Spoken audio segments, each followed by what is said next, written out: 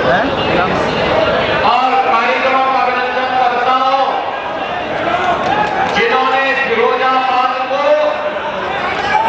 सुहाग नगरी के रूप में बदल करके भारतीयता की पहचान के साथ जोड़ा है। बहनों और भाइयों, आप सभी का भी मैं इस अवसर पर अभिनंदन करते हुए देश के भविष्य को बनाने वाले लोकसभा चुनाव 2024 के लिए आपका आह्वान करने के लिए मैं आज फिरोजाबाद में आया हूं। बहनों और भाइयों, लोकसभा का चुनाव पूरे देश के अंदर 7 चरणों में हो रहा है। 2 चरण कल संपन्न हो गए हैं। 543 में से एक लोकसभा की सीट पहले ही भारतीय जनता पार्टी के पक्ष में गुजरात के सूरत से जीत करके आ गई है और 191 सीटों पर चुनाव हुए हैं। बहनों और भाइयों, जो रुझान है, जो उत्साह है, जो उमंग है, पूरे देश में एक ही स्वर गूंज रहा है और वह है कि फिर एक बार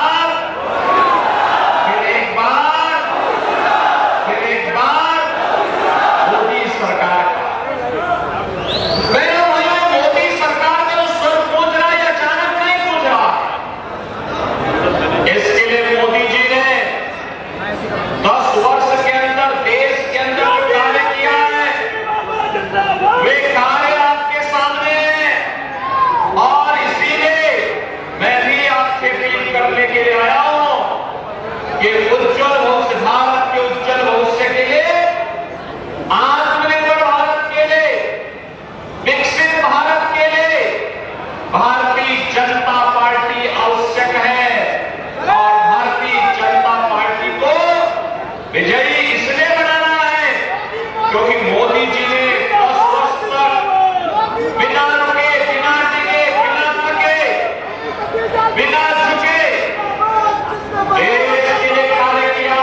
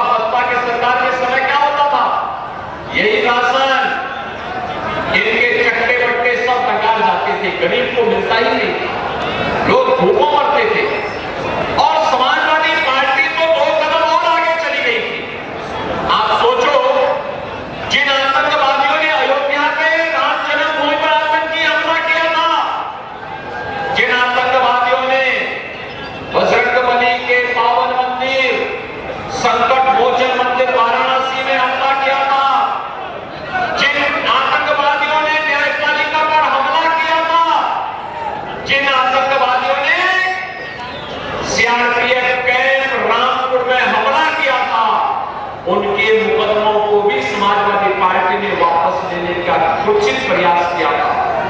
तब न्यायपालिका ने अखिलेश यादव की सरकार के बारे में टिप्पणी की थी।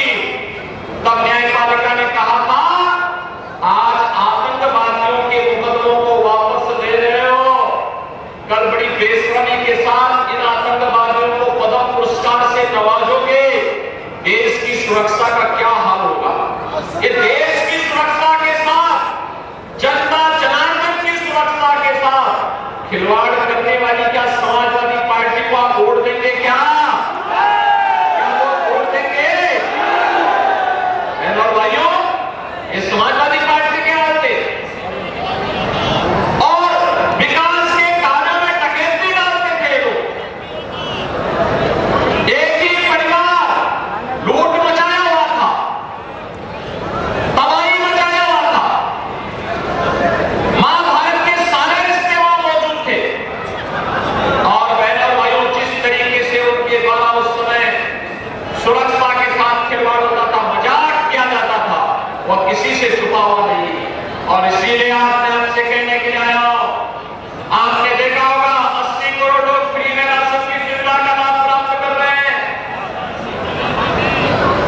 60 करोड़ लोगों को आयुष्मान भारत में 5 लाख रुपए की स्वास्थ्य बीमा का कवर दिया जा रहा है, प्रतिवर्ष दिया जा रहा है।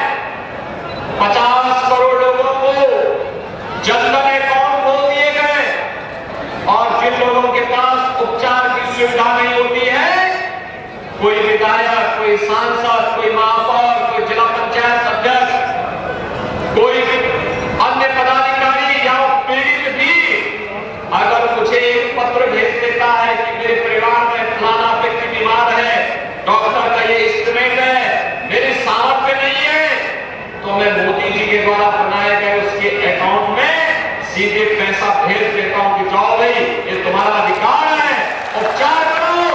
कहीं कोई समस्या नहीं आई कि हम साथ में खड़े हैं।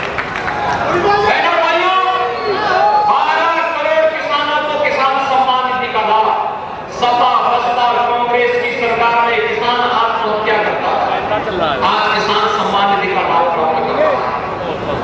12 करोड़ गरीबों के घर में शौचालय बन गए, नारी गरिमा की भी रक्षा हुई और बीमारियों से भी मुक्ति मिली। 10 करोड़ गरीबों को फ्री में रसोई गैस का सिलेंडर भी मिल गया, आंख की रोशनी भी बच गई। और साथ साथ उत्तर प्रदेश में तो हमने कहा है कि होली और दीपावली में फ्री में रसोई गैस का भरा हुआ सिलेंडर इन परिवारों को उपलब्ध करवाने का काम कार्यक्रम हम दे रहे हैं। भाइयों, 4 करोड़ गरीबों को मकान मिल गए, 2.5 करोड़ गरीबों के घर में बिजली पहुंच गई, हर घर नल की योजना साकार हो रही है। क्या इसमें किसी की जाति देखी गई? क्या किसी का मत और मजहब देखा गया? क्या? अरे तो भारत का नागरिक है, जरूरतमंद है, उसको योजना का लाभ मिलना चाहिए। और इसके लिए मोदी जी ने नारा दिया था, सबका साथ सबका विकास। सबका साथ और सबके विकास के साथ जब सरकार कार्य करती है, सही लोकतंत्र को मजबूत करती है, और यही राम राज्य की अवधारणा भी है। बहनों भाइयों, यही राम राज्य की अवधारणा है। आज जो मैं आपको बताने के लिए आया हूं या बताने के लिए आया हूं, ये चुनाव है, ये चुनाव देश के भविष्य को तय करने वाले हैं। कांग्रेस जो समाजवादी पार्टी के गठबंधन का सबसे बड़ा धड़ा है, समाजवादी पार्टी तो बेकार का चुनाव लड़ेगी। आप मुझे बताओ, देश में सरकार बनाने के लिए समर्थन चाहिए 273 सांसदों का, और समाजवादी पार्टी को चुनाव लड़ रही है 63 सीटों पर। तो क्या 63 सीटों पर चुनाव लड़ करके क्या कोई देश के अंदर सरकार बना पाएगी? क्या? तो बेकार की बातें करते हैं। और कांग्रेस भी पूरे 545 सीटों पर चुनाव नहीं लड़ रही है, कांग्रेस भी नहीं लड़ रही है। पहले ही, यानी अखाड़े में आने के पहले ही उन लोग युद्ध हार चुके हैं, प्लान का रास्ता अपना चुके हैं। लेकिन इनके मंसूबे देश के लिए कितने खतरनाक हैं, ये तो देखो। पहले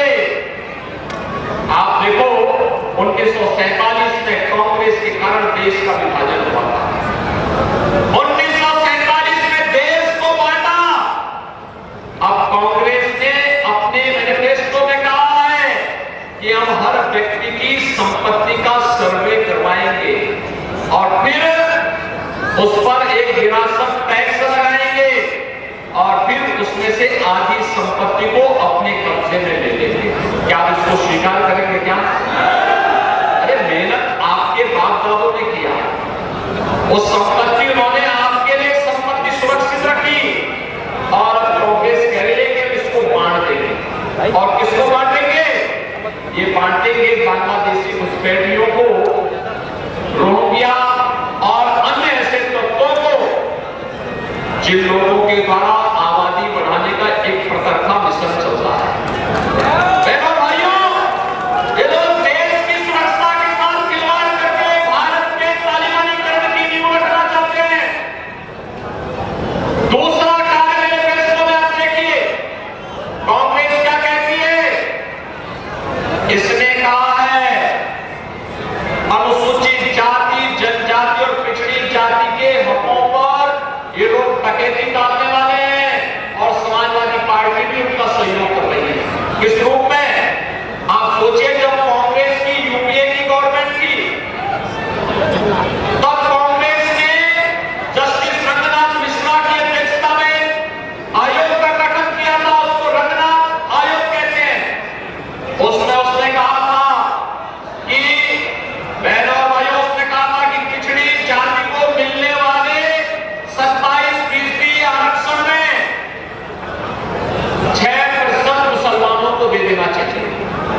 भारतीय जनता पार्टी ने पुरजोर विरोध किया था और कहा था कि भारत का संविधान धार्मिक आधार पर विभाजन का पक्षधर है, धार्मिक आधार पर किसी भी रिजर्वेशन का पक्षधर है नहीं है, क्योंकि धार्मिक आधार पर किया जाने वाला कोई भी आरक्षण देश के विभाजन की नींव रखने वाला है। इसी आधार पर देश का विभाजन हुआ था और भारतीय जनता पार्टी ने पुरजोर विरोध किया। कांग्रेस के मंसूबे पूरे नहीं हो पाए। उन्होंने उस समय अनुसूचित जाति के लोगों को के अधिकारों पर भी सेंध लगाने का प्रयास किया था। सज्जन कमेटी की रिपोर्ट भी लागू करने का प्रयास किया था। ये सभी कांग्रेस के पास थे। समाजवादी पार्टी, बहुजन समाजवादी पार्टी उस समय को सपोर्ट करती थी, लेकिन भारतीय जनता पार्टी ने अनुसूचित जाति, जनजाति और पिछड़ी जाति के लोगों के अधिकारों की रक्षा की। और आज कांग्रेस अपने मैनिफेस्टो में फिर से कहती है, क्या कहती है? कि यहां फिर से इसको लागू करने का प्रयास, इसको लागू करेगी। कांग्रेस इसके लिए आगे जाके कहती है, आप मुझे बताओ, क्या कृष्ण कन्हैया की धरती पर आप गौकसी करने की छूट देंगे क्या? देंगे क्या? अरे मुझे बताओ, हमारे भगवान राम और हमारे भगवान कृष्ण इस धरती पर उनके अवतार का कारण ही क्या था? गौ ब्राह्मण की रक्षा करने के लिए अवतरित हुए थे। और ये क्या कहते हैं? कहते हैं हम अल्पसंख्यकों के रुचि के खान पान की पूरी स्वतंत्रता देंगे। यानी उनको बहुसंख्यकों की रुचि का खाना नहीं पसंद है। कांग्रेस को पसंद नहीं है। कांग्रेस का डीएनए भारत को और भारतीयता को पसंद नहीं करता है। समाजवादी पार्टियों ने बिना मांगे समर्थन देने के लिए हमेशा तैयार रहती है और इसीलिए वे कह रहे हैं, यानी रुचि का खाने का मतलब गौकसी की छूट देना। क्या हिंदुस्तान इसको स्वीकार करेगा? क्या हिंदुस्तान इसको स्वीकार करेगा? क्या राम और कृष्ण के भक्त और उनके लिए क्या इसको स्वीकार करेंगे? बहनों और भाइयों, कांग्रेस और सपा के इस मंसूबों को पूरा नहीं होने देना। कांग्रेस एक और कार्य करती है, एक और बात कहती है कि अल्पसंख्यकों के व्यक्तिगत कानून लागू करेंगे। आप मुझे बताओ, 3 तलाक की कुप्रथा को रोक लगाई गई, क्या आप 3 तलाक की कुप्रथा को फिर से लागू करेंगे क्या? ऐसे लोगों को समर्थन करेंगे क्या? बहनों और भाइयों, हमें इन लोगों के मंसूबों को देखना होगा। देश के अंदर तालिबानीकरण, देश के अंदर माओवादी अपसंस्कृति को ये लोग जबरन थोपने का प्रयास करेंगे और इसके पहले कि इनके मंसूबे सफल हो, अपने वोट की ताकत से इनको सही जगह पहुंचा देने की आवश्यकता है। और इसीलिए आज हम सब आपके बीच हैं। भारतीय जनता पार्टी इस चुनाव में आपके पास आई है। आपने देखा होगा भारतीय जनता पार्टी ने जो वादा करके दिखा दिया, भारतीय जनसंघ के समय से भारतीय जनता पार्टी के कार्यकर्ता एक ही नारा लगा पाता है, चाहे बलराम मुखर्जी व कश्मीर, चाहे बलराम मुखर्जी व कश्मीर हमारा है।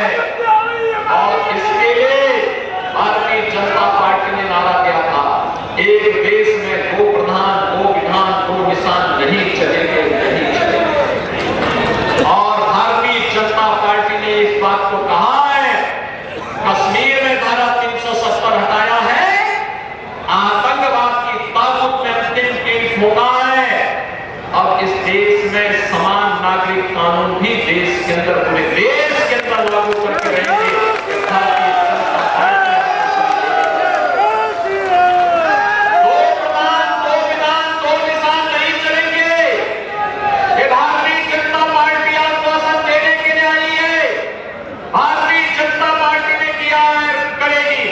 और भारतीय जनता पार्टी ने ये भी कहा था, रामलला हम आएंगे मंदिर, और बन गया ना। कोई संदेह है क्या? ये कांग्रेस के लोग क्या कहते थे? कहते थे राम तो हुए ही नहीं, कृष्ण हुए ही नहीं, ये तो डिस्कवरी ऑफ इंडिया वाले हैं। यानी इनको ये लगता है कि इससे पहले भारत था ही नहीं। अरे भारत एक सनातन राष्ट्र है, दुनिया के अंदर सबको राह दिखाने वाला राष्ट्र है। और भारत विश्व मानवता के कल्याण का मार्ग प्रशस्त करने वाला भारत है। राम और कृष्ण के अस्तित्व पर प्रश्न खड़ा करने वालों के अस्तित्व पर ये चुनाव आपको एक अवसर देता है, उनके अस्तित्व पर ही प्रश्न खड़ा करना। जिन लोगों ने कहा राम हुए ही नहीं, आप तो रामलला विराजमान हो गए। हमारे रामलला ने 500 वर्षों के बाद इस बार होली भी खेली है, और 500 वर्षों के बाद रामलला ने अपना जन्मोत्सव भी अयोध्या धाम में मनाया है। मनाया है ना? आपको अच्छा लगा है ना? और बहनों भाइयों, अब हम लोग भी काशी और अयोध्या के बाद मथुरा की तरफ ही बढ़ चुके हैं।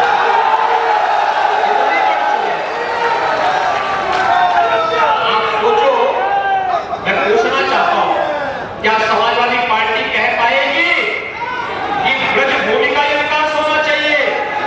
उन्होंने तो कुछ किया ही नहीं, करना भी नहीं चाहते। वह तो आप सोचो, यादवों ने देना था तो किसी और को नहीं दिया, एक ही परिवार के सब लोगों को दिया, किसी और को दिया ही नहीं। अरे और तो योग्य लोग थे, उनको भी दिए होते, उनको भी आगे बढ़ाए होते।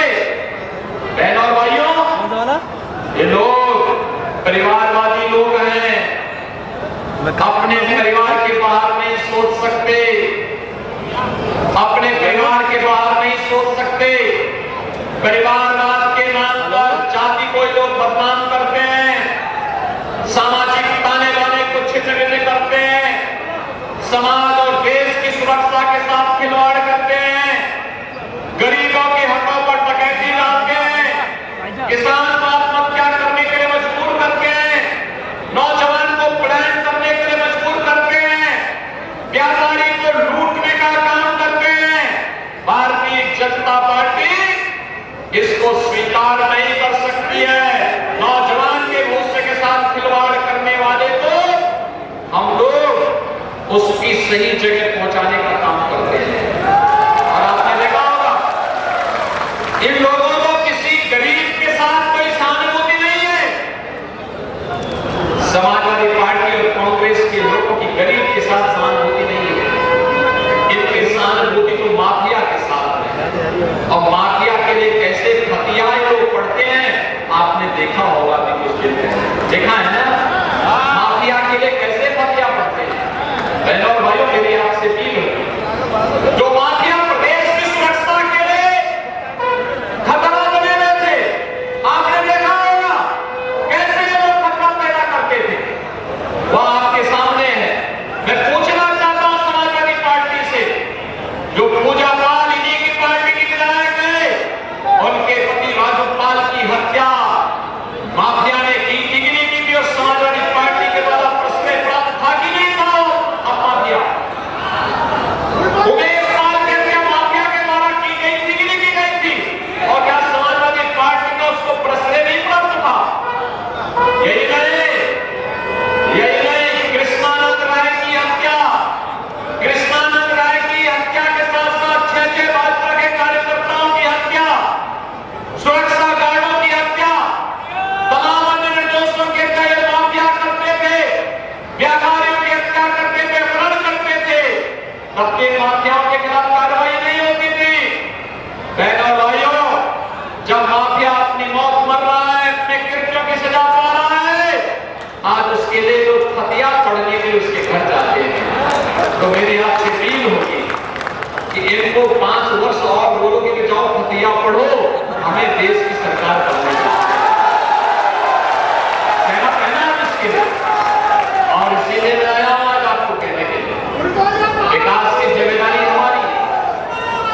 हम लोग तो विकास के कार्य के लिए ही आए हैं, और इसमें जो भी यहाँ फिरोजाबाद की समस्या को, टुंडला की समस्या को, यहाँ की जो भी बातें होती हैं, यहाँ के विधायक श्री मनीष सचीना या हमारे जो विधायक बने, हमारे जिला पंचायत अध्यक्ष हैं, हमारे महापौर हैं, ये जो भी समस्या हमारे पास पहुंचा देते हैं, उसका बिना देर किए हुए हम लोग विकास के साथ जोड़ करके उसको आगे बढ़ाने का काम करते हैं।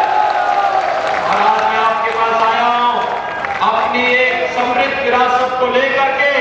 भारतीय जनता पार्टी ने आपके बीच में डॉक्टर विश्वदीप सिंह जी को अपना प्रत्याशी बना करके आपके बीच में यहां पर आपके पास भेजा हो। बहनों भाइयों, मैं डॉक्टर विश्वदीप सिंह जी के बोलो में करा जाए, इन्हें अपना प्रत्याशी बना करके भेजा है। डॉक्टर विश्वदीप सिंह को आप अपना समर्थन और सहयोग करेंगे, लेकिन बहनों भाइयों 7 मई को चुनाव है, एक काम करना होगा, मेरी बात मानेंगे, विश्वास है ना। देखो हम लोग जो बोलते हैं वही करते हैं ना, कोई रंग लपेट नहीं करते ना, विकास के कार्यों में कोई बाधा नहीं आने देते ना, गरीबों के हकों पर किसी को डकैती नहीं डाल देते ना, और माफिया और अपराधियों के साथ किस प्रकार का व्यवहार होना चाहिए ये भी करते हैं ना। अब कोई कर्फ्यू नहीं लगा सकता ना, और कोई दंगा भी नहीं कर सकता है ना। दंगाइयों और कर्फ्यू लगाने वालों के साथ क्या कार्य होता है आपको मालूम है ना, राम नाम सत्य है, ये हो जाता है ना। तो बहनों भाइयों, इसीलिए मैं कहने के लिए आया हूं, डॉक्टर विश्वदीप सिंह जी को भारतीय जनता पार्टी ने प्रत्याशी बनाया है। एक सांसद प्रत्याशी के लिए लोकसभा चुनाव के दौरान मात्र 14-15 दिन का समय मिलता है।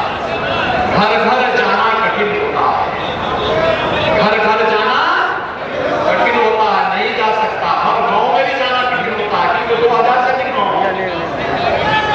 तो एक दिन में अगर व्यक्ति 20 गांव भी करेगा तो भी बहनों भाइयों उसको चाहिए 100 दिन। तो 100 दिन का तो चुनाव ही नहीं होता है, कुल 12 से 15 दिन, 14 से 15 दिन का समय लगता है चुनाव के दौरान। 7 मई को चुनाव है, और इसलिए मेरी आपसे अपील है, आपको मोदी जी और योगी जी का प्रतिनिधि बनकर के स्वयं ठाकुर विश्वदीप सिंह बनकर के घर घर जाएंगे। मोदी जी का और मेरा संदेशा लेके घर घर